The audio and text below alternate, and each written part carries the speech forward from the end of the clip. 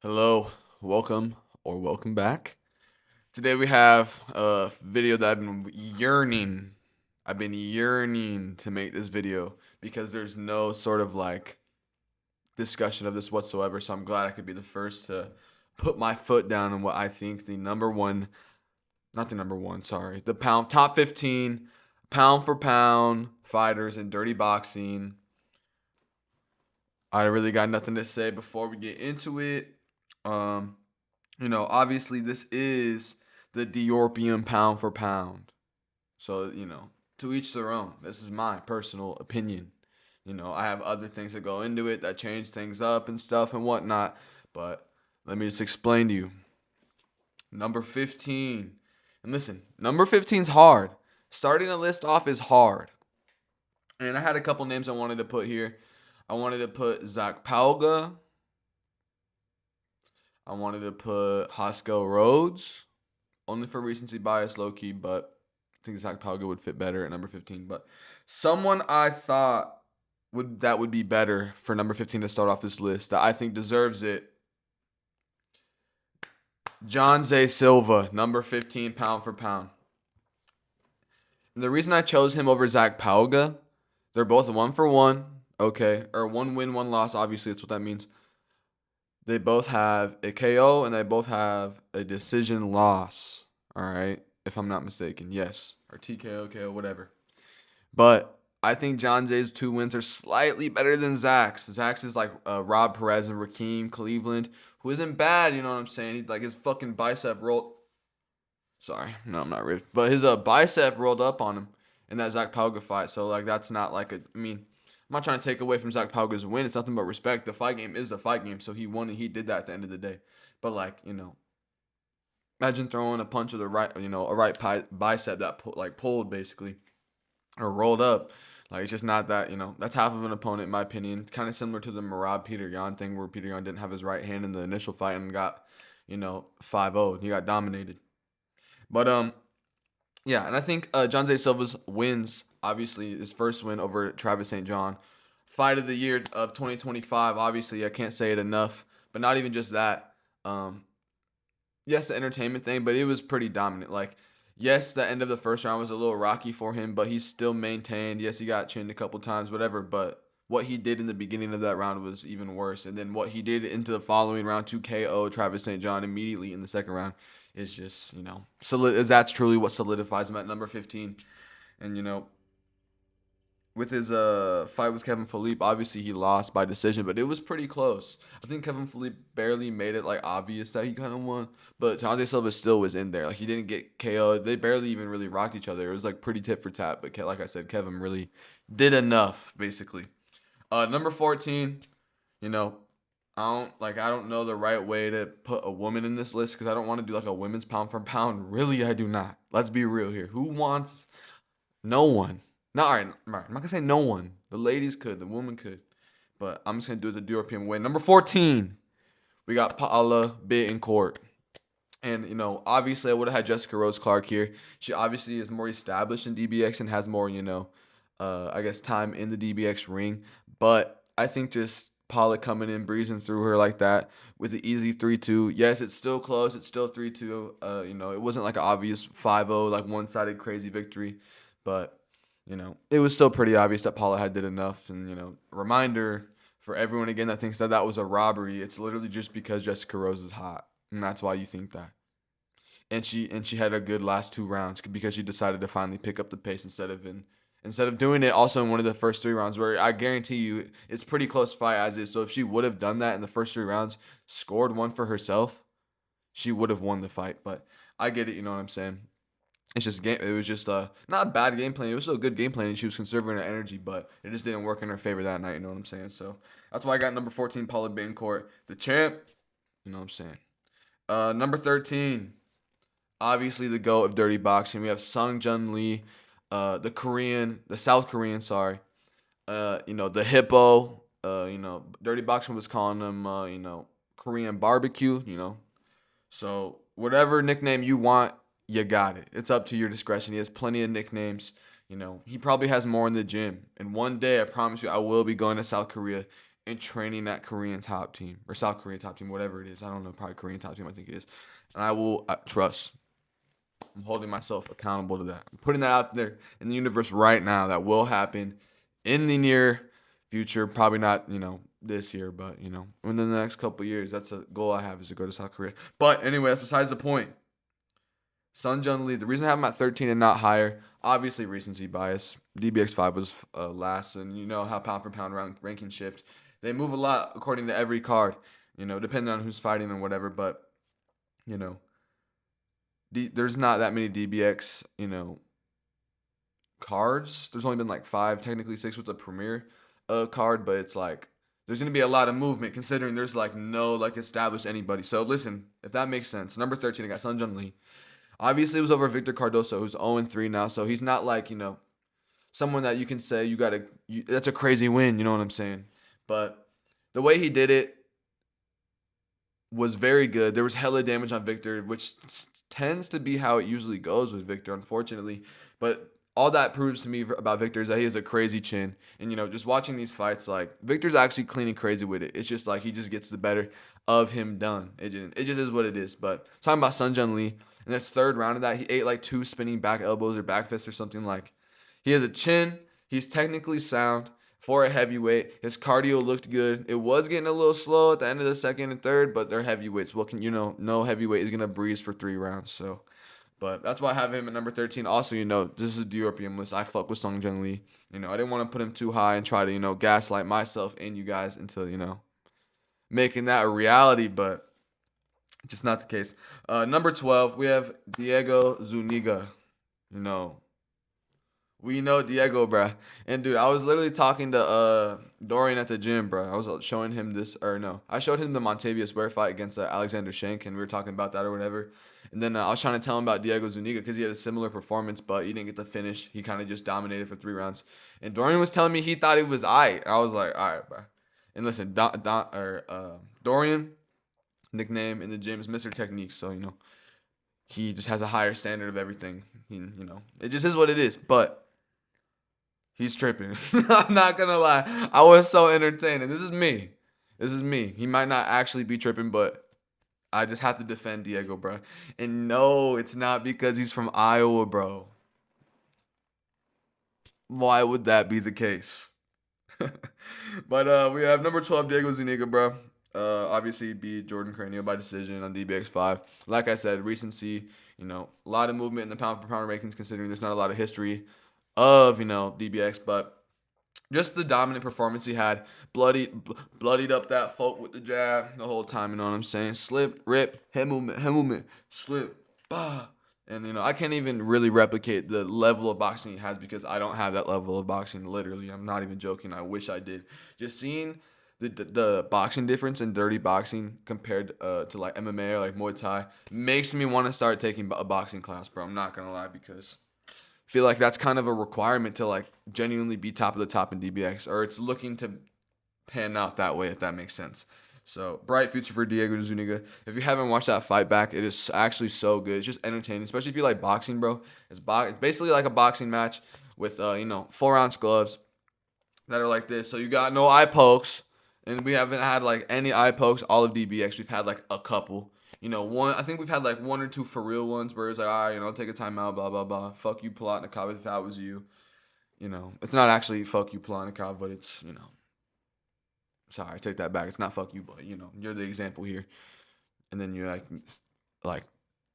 you screamed at a guy in the crowd. What's going on? Anyway, sorry, get back to it.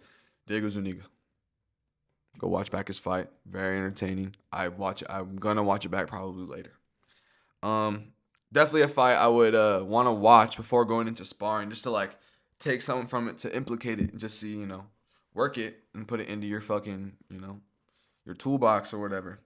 But all right, next fight. Not next fight. Oh my god. Next fighter, number 11, pound for pound. We got Gabriel Uric. Sneaky choice by me. Unfortunately, a sneaky choice too, because, obviously his fight was against Akeem. Don't want to keep on bringing it up, you know what I'm saying?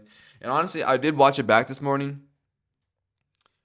And, And nothing really changed for how I viewed the fight. Like obviously, honestly, maybe a little bit. I think it was closer than how I thought it was initially. Just watching it back today, like just genuinely seeing Akeem's elbows and then seeing Gabriel kind of blitz in and Akeem's defense and then kind of circling out and firing. But and just all that like intricate stuff I saw, and I was like, all right, this fight was way closer, despite the knockdowns. You know what I'm saying? Gabriel was just landing the better shots. Just being unbiased, bro. You know, it hurts my soul to have to even say this. You know, but the reason I have him at number 11 was he did look really good. His boxing looked really good, and his power in his hands. And he got a second round TKO basically. The stoppage was a little weird. That's not gonna lie. Like Akeem definitely could have kept on going. I want to know what the ref was saying to Akeem in that moment right there. One day I will ask Akeem that in the sauna when that happens. Um, but yeah, he just looked really dominant, and I think that he could like, bro. I literally want to matchmake. I'm pretty sure I matchmade him with Ben Wallace, bro. Tell me that would not be a crazy fight. Ben Wallace, yes. USA saying was too awkward for Ben Wallace to genuinely 1-2 sleep. You know what I'm saying? Or just like do some actual slick shit. Like obviously it was a pretty underwhelming performance, low key a robbery. But anyway, but him versus Gabriel Uric would be so good, bro. I could low-key see Gabriel doing it. Or if anything, it goes to a decision and like there's damage done on both sides. Or like there's damage on Gabe's face, but Ben just like low-key just his face is swollen or something, bro. But yeah, Gabriel Uric. If you haven't watched that fight was really good too. Definitely a good fight to open up DBX4. Go to number 10. Top 10. We're in the top 10 now. And there's no better way to start off the top 10 than Montavious Ware. As bad as I want to put him up higher on the list, I can't. Only because he's only had one fight, and all the people above here have had multiple, you know what I'm saying? Or most of them have. But if you haven't seen the Montavious Ware fight, he destroyed Alexander Shank in obviously the first round, but how many seconds or how many minutes did it take? 1 minute and 36 seconds. Literally KO'd him to a body shot. Like back-to-back body shots, and then threw something up top. I don't even remember what it was. Then he just slept.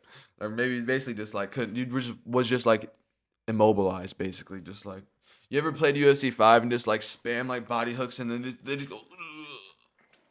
That's literally what happened. But yeah, that fight was so entertaining. Like going back to when I showed Dorian, bruh, I was I don't know if Dorian was just agreeing with me or whatever, but I take his banter as legit. But he seemed impressed, you know what I'm saying? So if Dorian seems impressed, you deserve to be in the top 10 pound for pound rankings. And that's basically all I got to say. But yeah, if you haven't seen that fight, go watch that shit back. That shit was beautiful. It was amazing. And I can't wait for them to announce this upcoming fight for DBX6 in Nashville in March, like 20 something. I don't know. They haven't announced it yet, but I need them to start doing that, bro. And I want to see these matchmakings. I'm trying to build the Atlanta card, but I want to see the matches from the Nashville card so I can just adjust accordingly to see what's actually realistic. Obviously, I can, make my WWE, dirty boxing card, who I'd want to see. And, but I actually want to make, like, good matchups. That makes sense. So, I want to make that fight, but I got to wait for them to announce this shit, bro. And I don't know how many fights they got announced. They probably going to throw hella fights on last second like they always do. But, people are probably going to pull out. Someone's going to miss weight. Like, it just is what it is, bro. That's the way that's the way this shit fucking goes. But yeah, number 10, Montavious Ware. We're ready. Number 9, Gable Stevenson. And I don't know why you would put him higher on the list. Let's be real.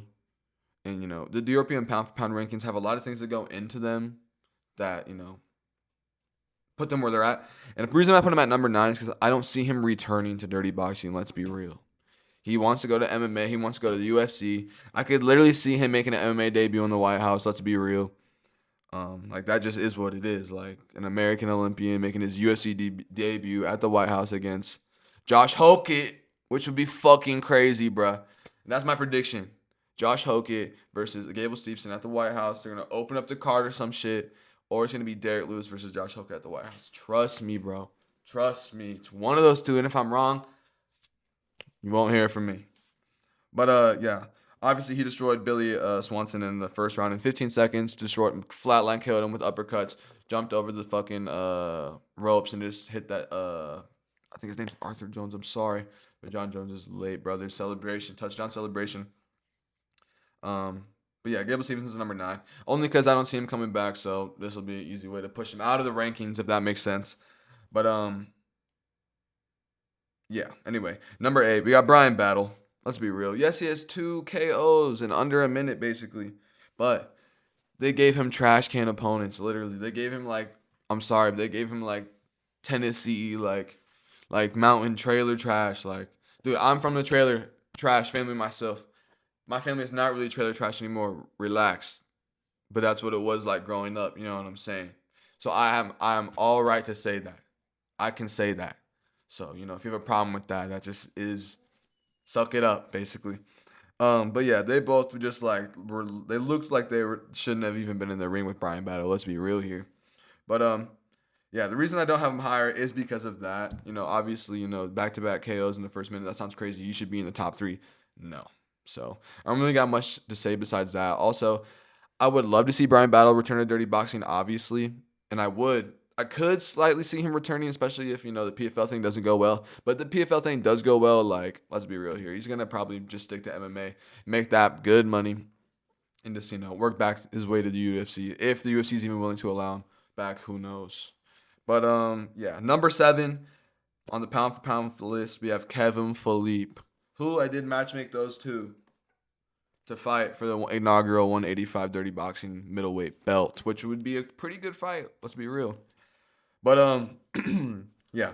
Obviously we have his first round KO in 38 seconds on DBX4 over Travis St. John, and then we have his DBX5 split decision. Nope, it might have been split, but I think it was unanimous decision against over John Zay Silva, who was number 15 pound for pound. So 2 pound for pound wins for Kevin Philippe. It's pretty impressive. But not even that. Just Kevin Philippe actually just looks like he's like solid for DBX. Like Brian Battle just got he literally almost got like finished in that second one. Like he literally just got like basically outflurried initially and then caught him and then they all look down on the uppercut or whatever. But I mean that's still good. Like it still was under a minute. He still did that. You know what I'm saying? But the first like 30 seconds was kind of like a crazy onslaught. Let's be real. But honestly, if I have Brian Battle and Kevin Philippe fighting, I have Kevin Philippe low key winning by decision. Let's be real here. Unless Brian Battle KOs him. That's really how I see either of those going. I don't see Kevin Philippe really finishing him. And if he does, that'd be the ideal outcome, let's be real here. But I just don't see that happening. I think Brian Battle's too much of a vet in a way. Or maybe not a vet, but he's too good on the feet, man. Like, let's be real. But yeah, that's why I have Brian Battle number 8. Or no, not Brian Battle, sorry. That's why I have Kevin Philippe number 7. Number 6, Michael Garcia. Listen, Rob Perez is the wolf. Hamza is the wolf. Everyone's the wolf. Everyone's the wolf. Michael Garcia is truly like the wolf, like the dark, like lurking in the shadows. You know what I mean? Like behind the scenes, sneaking up to get that belt type fighter, bro. Like he's never sleep on Michael Garcia. That's a low key a scary matchup for anybody in Dirty Boxing rule set. And no, he hasn't had too many MMA fights, but he's never lost before, so that is pretty impressive. So Michael Garcia, his first fight was over on DBX3. He got a second round TKO over Victor Cardoso. I rewatched that fight earlier. That fight was really good. Michael did get his chin tapped a couple times, but he never dropped or anything. He remained solid. Usually kind of grabbed the clinch or just like trying to throw an elbow back or something. But obviously bloodied Victor Cardoso up like crazy and TKO'd him. And then his second fight obviously was over Levi DaCosta, which he won by decision. But they went to the fourth round, which was crazy. Which I didn't personally think that they really needed to do, but I thought, well, this is a rule. Let's try to implement it. This is a good, example. First card. I'm pretty sure I opened up a card if I'm not mistaken, or maybe it was the first couple fights. I don't know. Maybe first, second, third on whatever DBX 4 it was. Yes, but that fight was really good too. Really just like fucked up Levi DaCosta and made him gas out. Like Levi DaCosta gassed out early. Somehow just kept on surviving by hugging like every other like fucking like 10 seconds after he got hit by something or just like needed like a split breather, which made that fight kind of eh. But Michael Garcia still made it obvious, and like I said, I don't even think the fourth round was needed, but they still did that, and I think he won that shit. So but yeah, he's just an actual dog, and I could see him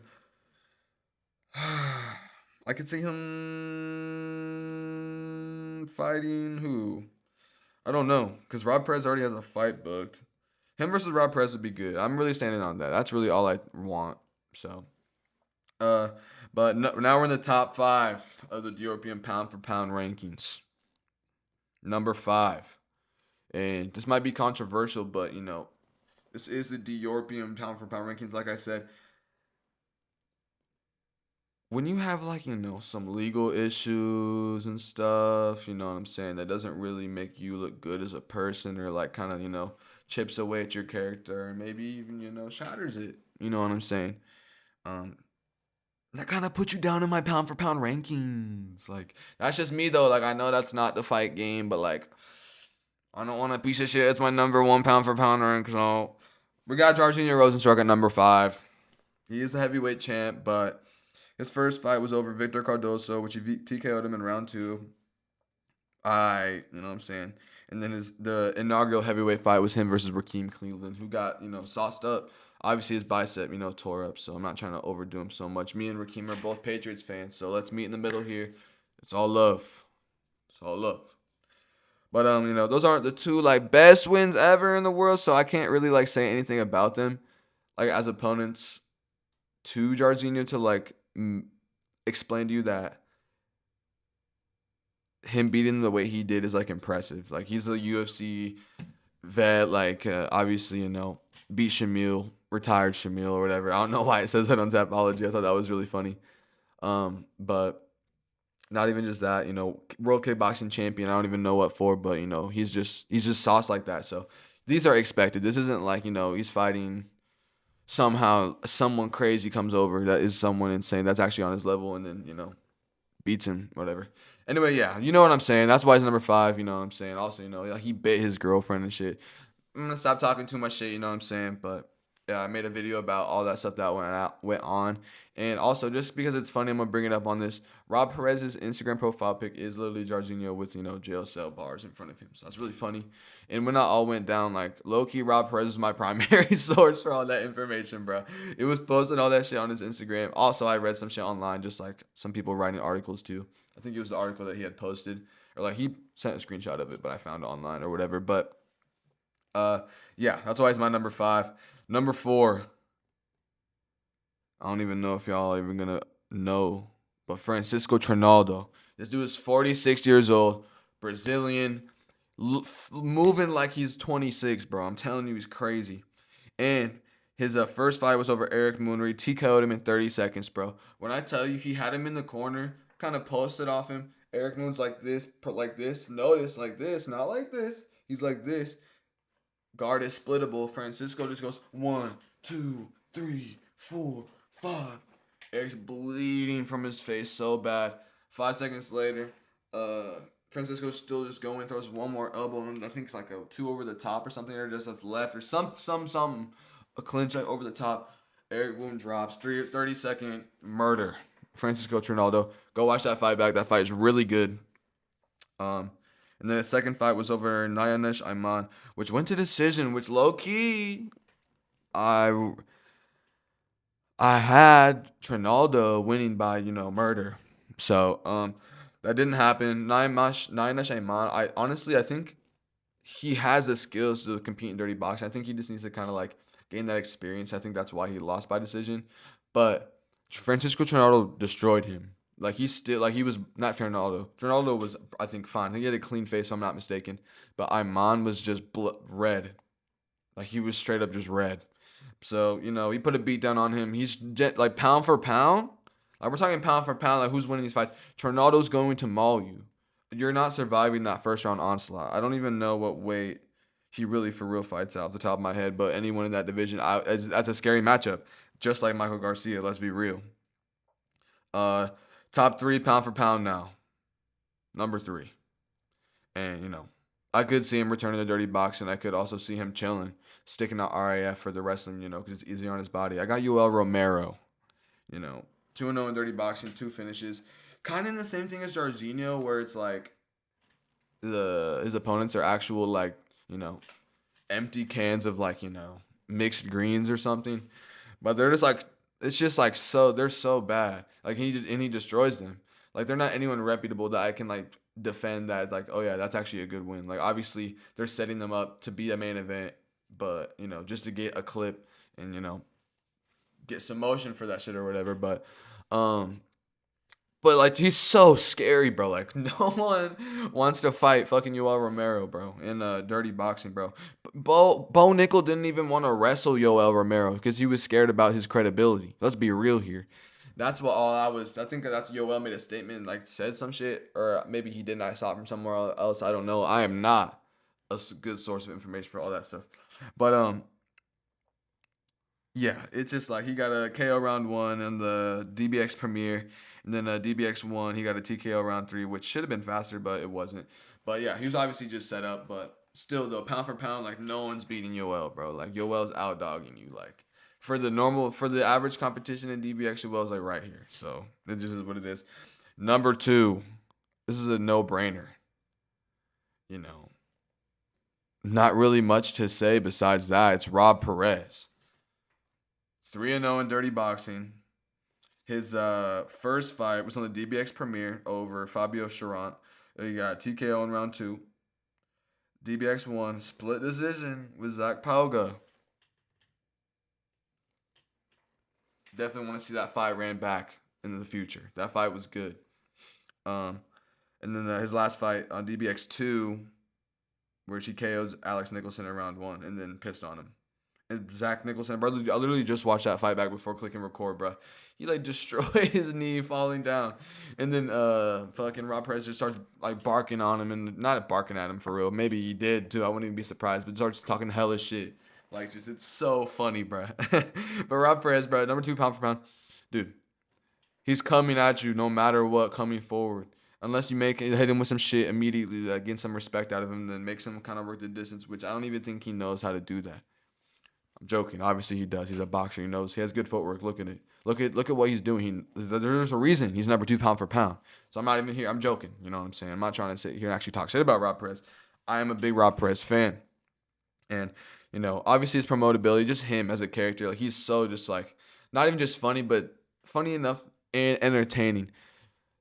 When you fall over from throwing a jab, that just means there's so much power behind that jab that will flatline KO anybody that doesn't train. So it's just like he's just a dominant force. I could see him beating Jairzinho, bro. I'm not even gonna lie. I could see Jairzinho just getting overwhelmed and then gassing out basically.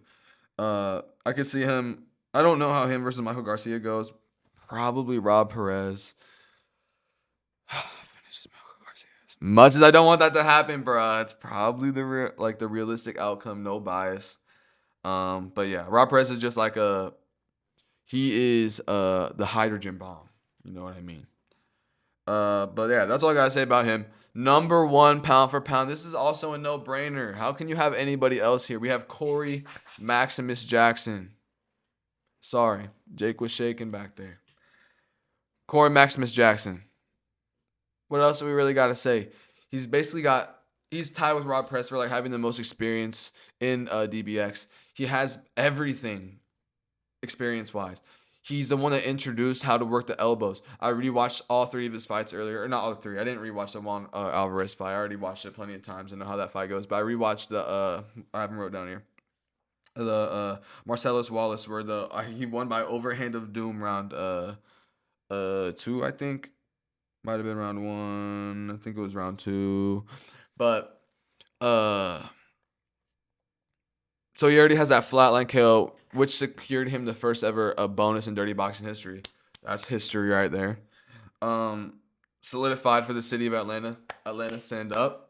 And then his first fight against Chris Burton on the DBX premiere, where he got that round 3 TKO from the elbows, and Chris Burton just couldn't. He just murdered Chris Burton, basically. Listen, and not even gonna lie, rewatching that fight, the first couple rounds were pretty close, you know what I'm saying? Corey wasn't as explosive. He was pretty composed, I'm not gonna lie, which is pretty impressive. Not saying that he's never composed. I need to stay composed, you know what I'm saying? So it's pretty impressive, whatever. So that's what I mean where I'm coming from when I say that. But yeah. And then he has that tit for tat win over Juan Alvarez. That was pretty obvious. Majority decision, if I'm not mistaken. So he has a TKO, KO, and decision win. And pretty dominant force at 155. And like no one else at 155 is established. You know what I mean? And I'm also not even gonna lie. I'm not gonna leak nothing crazy because I don't know the matchup yet. But I know Corey might or most likely have the main event of the ATL card, bruh. Which better be DBX7. They better not go back to Miami before coming to Atlanta, bruh. It better be DBX7, Corey Jackson versus, I'll let you know after they announce all these Nashville fights, and also I make the Atlanta card video. You know what I'm saying? So, yeah, that's really that. But, dude, he's just, bro. And, I try to be as unbiased as possible, but these are the DIORPIUM pound for pound rankings. I sparred Corey one time, bro. His jab, like, sent my soul back out of my body and then came right back in. Like, he never dropped me or nothing like that. Like, chill, Corey's a good dude. But, like, I couldn't even fucking get past his jab, and I hate to admit that. You know what I'm saying? As much as that does to my soul. Seriously. I can slap his jab, move, you know what I'm saying? Or maybe like, but the thing is, I can say that I could do that, but he can't. He jabs at me. I try to move my head. He's like, bro, he throws a jab. I try to slip it. I'm not doing that. Like, it's just like, it's crazy levels to this. And that is really what makes the number one pound for pound for me. And just seeing how dominant he's been in DBX. And he just deserves the main event for Atlanta. You know what I'm saying? Fine. I'll leak it, and you might think it's stupid. DBX needs to drop a bag to get Corey Jackson and Tony Ferguson, bruh. Imagine Tony Ferguson and DBX. He would do it. Give him like $25K. I don't even know how much. Listen, just negotiate with bro. Drop a bag on it. Tell me that's not fucking crazy. Tony T. Ferg versus Corey Jackson for the inaugural 155 Dirty Boxing belt. There's no one in DBX besides Lenny Quinones, maybe, who I heard they already offered that fight and it just didn't even end up working as negotiations, didn't go how they wanted to. And like, bro, just suck it up. You know what that would do for DBX? Seriously, do you know what that would do to see T. Ferg in DBX, shorts and gloves, slicing and dicing Corey Jackson. Corey Jackson sees, T. Ferg for what it is. Obviously T. Ferg's on the end of his career, but whatever. Corey's damaged up. He's still rocked, T. Ferg hella times. Tony's, wobbling and stumbling. They're in the 5th round, 4th round. Corey, boom! Establishes himself as the modern day dirty boxing GOAT. Just destroys flatline KOs T. Ferg, bro. We can see this. Tony has no chin. I can see Tony actually slicing and dicing. If he has a camp to work on straight elbows. Listen, I don't know what's going on behind the scenes. I don't know nothing about nothing. I really don't. I wish I did. I wish I was in that negotiating room just spitting all these ideas I have. But I'm not. So I'm right here on the screen. But yeah. Tell me that wouldn't be crazy, bro. I shouldn't have leaked it, bro. But I leaked it. But yeah. Imagine that as a headliner, bro. I can't even stop smiling just thinking about that. Obviously, it's probably not going to happen. Let's be real here. They couldn't even, pay Cat Nelson a band extra to fight Just Rose in Muay Thai. But that's besides the point. Let's be real. If I'm not mistaken, DBX and the CS Gym or whatever, people who own Jessica Rose Clark both own Dirty Boxing. If I'm not mistaken, I don't know.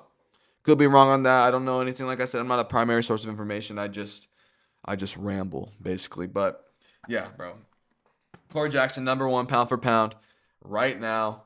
Got really nothing much else to say besides, put some respect on his name. I don't see anyone really not putting respect on his name, but just reinstating that. Just letting you guys know, just a reminder to, keep doing that, if that makes sense. But yeah, that's my top 15 pound for pound. I hope that makes sense to you. Hope you appreciate my DIORPIUM DBX top 15 pound for pound rankings. And one day I actually hope to see DBX update their website and make it look, it already looks good, but I want to see the whole roster in DBX, bro. Like I need to see, like they got some updating to do. They got some record updating to do. They should dive a little deeper on that.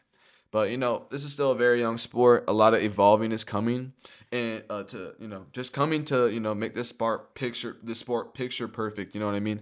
And I am gonna make a video about a bunch of ideas I have that just could implement the sport to sharpen it. You know what I mean? To make it just like fire.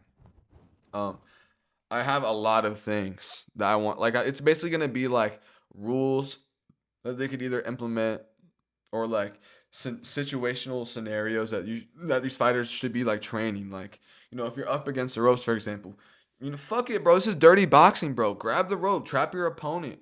Obviously, it gets tired and it's not easy as it seems. Trust me, I know, I understand. But say you train this, you're gonna be with it like that. So say you grab the ropes, trap your opponent. They can't really move in or out. Rep doesn't see it. You get like 3 seconds to move crazy. Shoulder strike, or just like hold it, kind of just like time it out, lead the elbow. You know what I'm saying? Or just another thing. Pay so much more attention to shoulder bumping, bro. Shoulder bumping, uppercut, hook. Just like there's right shoulder bumping, left uppercut. Say you the southpaw just throw a crazy jab, or say you're in an orthodox just throw a cross. Like there's so much you could do. Also trips. Obviously we ain't gonna pick up knee sweep dump dude, but it's like say you're holding in the clinch, it's tired. Say it's two 185ers who can actually, sweep good because they actually have some sort of a gas tank. That, they're in the third round. There's like 2 minutes left. They're gassed out. They're just clinching over and over again, and you're about to have to take a point. Imagine you had a sweeping implemented in there, or just like a little trip, bro. It's a quick little boost sweep, bro. That can either be scored as something, either score it as a knockdown. No, it should be scored as a trip. Basically, it should be its own thing. But you should allow ground and pound off that. You'd get more finishes. But you already allow ground and pound. And another thing too. This is just another thing on the video. Sorry, I'm literally giving away the whole video now. Now I'm rambling about this whole shit. But what was it? Is the person allowed to throw back off this back on the ground if they got knocked down and they're getting ground and pounded? Can they defend themselves? Like this is like that's just like I don't know. I haven't seen really anyone do it. But maybe it's because they haven't been able to because they got knocked down and they're like fucking half alive in that split fucking 3 seconds. You know what I mean? But I don't know. My mind really like cares about all this stuff, and I think I have some good ideas, bro. Mike Perry, let me know. Let me know. I'll make your sport perfect. All right. Thank you. You guys enjoy. I hope you guys agree. If you have any comments, anything, obviously, let me know in the comments. If you agree, disagree, like I just said, fucking backwards and forwards. I don't know why I just did that, but if you disagree, if you you have your own top 15 pound for pound, let me know. You probably don't because nobody really even thinks about this, but yeah. Appreciate you guys and subscribe or whatever. Thank you. You guys have a good day.